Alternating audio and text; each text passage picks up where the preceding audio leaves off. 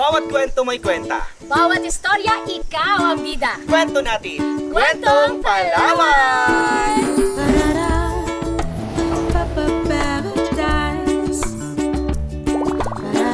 Hi, partner! Hi mga kakwentuhan! Nandito kami ngayon sa Busuanga River. Sarap ng hangin, Oo partner. nga, sariwang hangin. Sariwang hangin. So again, sa lahat po ng mga friends natin all over the world, thank you very much for keep on supporting sa ating Spotify Kwentong Palawan. Patuloy niyo pa kaming sundan sa mga chika namin sa inyo, sa mga updates namin sa inyo para naman sa ating informative program ng ating provincial government. Yes, hatid po sa inyo ito ng pamahalaang panlalawigan ng Palawan, headed by Governor Dennis M. Socrates. Nasaan ba tayo ngayon, partner? Dito tayo sa Steel Bridge, and Oo, on Steel our Bridge. background is the famous Busuanga River. Dito daw nagmula yung Oo. salitang Busuanga, partner. That's right, oo. From the word Buswang. buswang. It's a Kalamian word for burst. Oo, burst. May feelings, burst. Iba yung feeling ng partner ko ng pag-burst, no? So, itong kinatatayuan natin ngayon, may historical value siya para sa mga kababayan nating Buswanggenyo.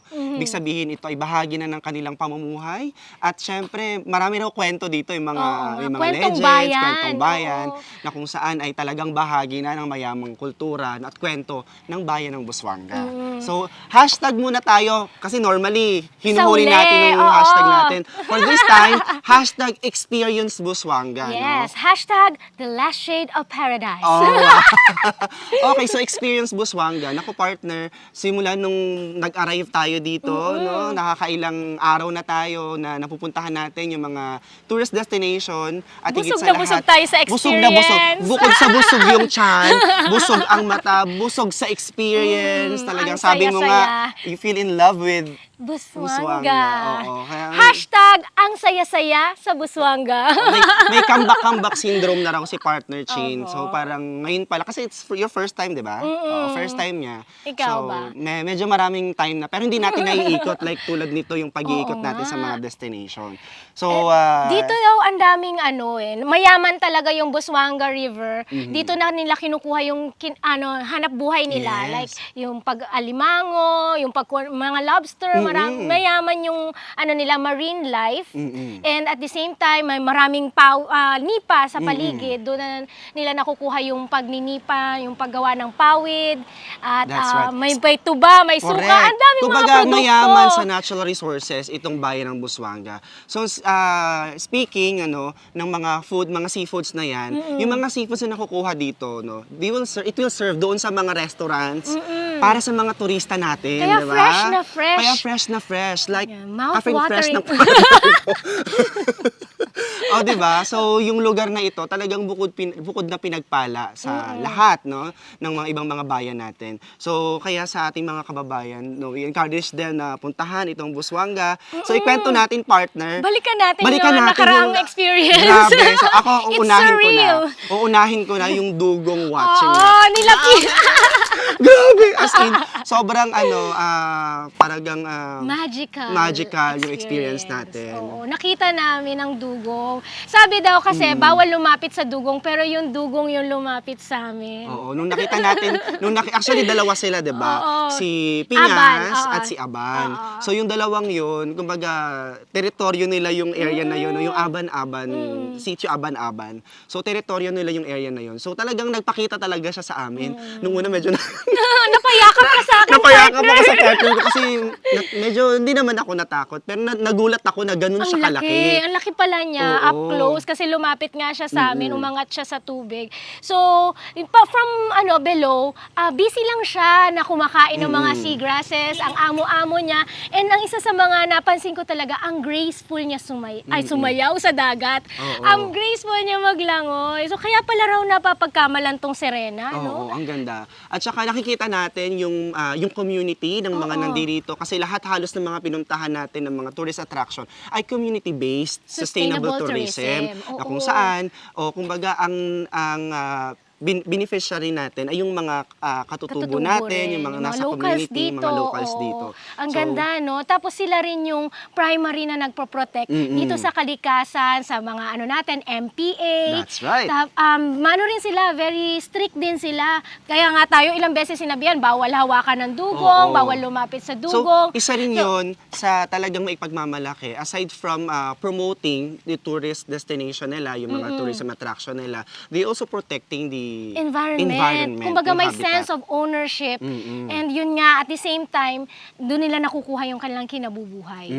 At aside from that, nag-enjoy din tayo sa mga tourist accommodation. Siyempre, napakahalaga yun, no? Oo, Na yung mga meron tayong- DOT-accredited Yes. accommodations. So, dapat sa lahat po ng mga pupunta dito sa Busuanga, make sure na ang mga pupuntahan ninyo ng mga tourist accommodation ay accredited para hindi kayo mabudol. Less hassle and you know, talagang na you make sure na komportable kayo, Yes, walang that's right. any problem, ganon. At saka isa rin sa talagang hindi ko malilimutan, yung mga beaches nila dito, di ba? Oo. If you're searching for tranquility. Wow! Iba, alam mo, iba yung effect. Guys, iba yung effect ng Busuanga sa partner ko. Iba yung feeling niya ngayon. Kumbaga, ang tawag dito, embrace F na na embrace niya. F. F na F na F talaga na ang F. Busuanga. Well, anyway, sa mga napuntahan natin, we pumunta rin tayo doon sa Bambuhay Handicrafts. 'Di ba? Nakita rin natin kung gaano kahuhusay ng ating mga kababaihan pagdating sa creative. paggawa ng mga handicrafts. Ang creative and mahirap po yun na craft, no? So again, marami pang mga pupuntahan at syempre hindi rin natin makakalimutan yung masarap na mga pagkain. Ay, opo. Dito. Mouth-watering dishes. Oo, sa Busuanga. Syempre kailangan kompleto 'yan eh. Oo Pag may nga. magandang accommodation, may magandang attraction, dapat may masarap na pagkain. Ikaw And ba? there's also yung thrill. They also offer yung mga para sa mga turista natin, thrill. Aside from tranquility, yung sa mga gustong mag-relax, may tranquility, serenity. Pero sa mga naghahanap naman ng adventure. Meron din. Adventure. Nag-caving tayo, di ba? Oo. Nag-caving kami dun sa Black Island and Oo. lumublob kami dun sa pool doon. Uy, iba sa yung loob, feeling ang doon sa loob, lamig. Iba yung feeling sa Ay, loob. Kasi pag lamig-lamig. yung parang yung paa mo pa lang, ilulublob mo pa lang siya doon. Oo, 'Di ba? Parang mapapress ka maibsan na yung init ng panahon, 'di ba? Nag-kayaking din kami ng partner ko. Nag-paddle, boarding, kung paddle ano-anong boarding. mga activities. So, kumbaga, Nag-cycling. ang daming pwedeng gawin. All in one na, dito All sa in one. Busuanga. That's right. At syempre, yung mga water activities natin doon, napakaganda. At saka, talagang one of a kind experience na maranasan at na-experience nila dito sa Busuanga. So, #experience Busuanga. Yes, alam mo partner, nako sa lahat po ng mga kaibigan natin, sa mga lahat ng mga friendship natin all over the world na patuloy tayong sinusundan sa ating Kwentong Palawan Spotify podcast. At syempre, maraming salamat sa inyong walang sawang pagsuporta at pagbibigay sa amin ng inspirasyon para kayo ay patuloy na makasama sa ating Kwentong Oo, Palawan. syempre pasalamat tayo sa LGU Busuanga. Thank you very much, of course, the local government unit of Busuanga headed by our beloved Mayor, Mayor Beth Cervantes. Ayun, palakpakan natin si Mayor. And of course, ang ating napaka-dynamic, proactive, at higit sa lahat, Creative. napaka-hospitable Yes! na tourism Generous! officer.